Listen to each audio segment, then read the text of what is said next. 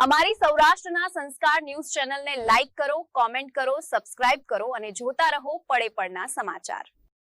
દેશને હચમચાવી દેતું એક અત્યંત કરુણ દ્રશ્ય મહારાષ્ટ્રના સાતારા જિલ્લામાંથી સામે આવ્યું છે।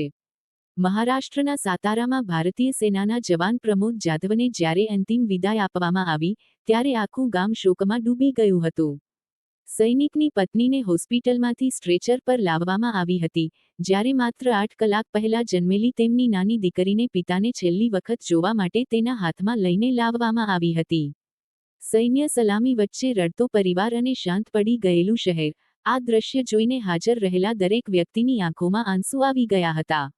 આ રીતે એક વીર સૈનિકને દેશભક્તિ અને ભાવભીની શ્રદ્ધાંજલિ સાથે અંતિમ વિદાય આપવામાં આવી।